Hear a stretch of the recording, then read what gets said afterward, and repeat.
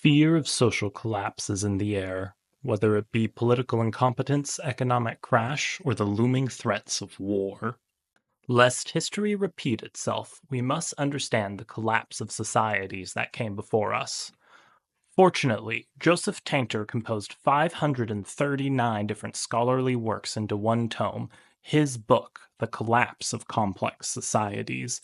This anthropological library has much to teach us about societies that came before us, and I believe ourselves. While Tainter covers many societies in his book, allow me to be the reason you think about Rome today. Theories of political failure point to a lack of stewardship, which eventually led to the eroding of important social services that kept the society running, in addition to divisions created by the vast geopolitical nature of the empire. Theories of economic failure point to problems of inflation and access to basic resources like bread, which eventually led to a disgruntled and weakened populace. Theories of war provide perhaps the simplest explanation. The onslaught of barbarians and vandalism they caused just eventually wore the empire down until it fell apart. Painter finds all of these explanations lacking. Rome had survived political turmoil before. It wasn't an uncommon feature of its history. Et tu, Brute? Rome had amassed wealth of unseen scales. Where did it all go? And Rome was hugely successful on the battlefield. What prevented it from routing a ragtag group of barbarians? Painter proposes that a society's complexity is its greatest asset, until it's not. For a time, the complexity allows the society to grow and solve new problems in efficient ways.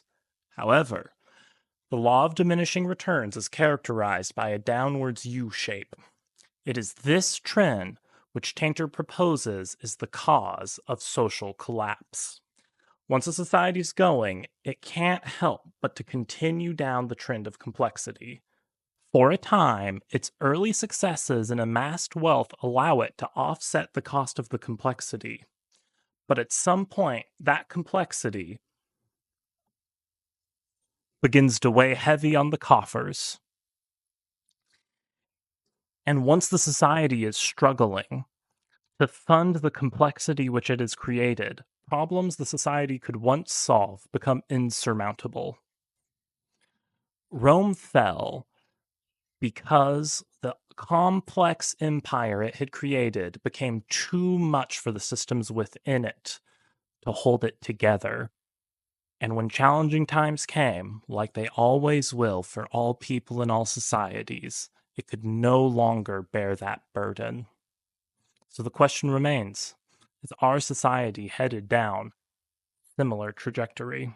The world we live in is markedly different. We're no longer a complex society surrounded by wilds.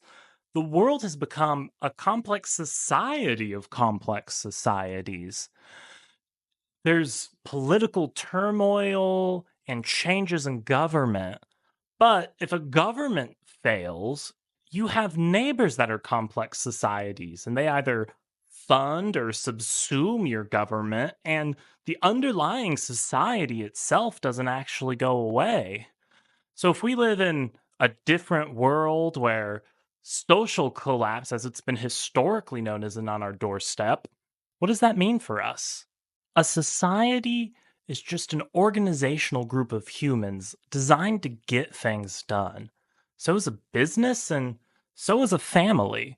If we can take these lessons of complexity and apply them to these other places of our life, we can become complexity aware and start striking down systems and things in our life that don't serve us before we have no other option. So let's be brave enough to identify complexity that serves no purpose and is not helping us get things done better and remove it from our life before we become encumbered by our own systems we've created.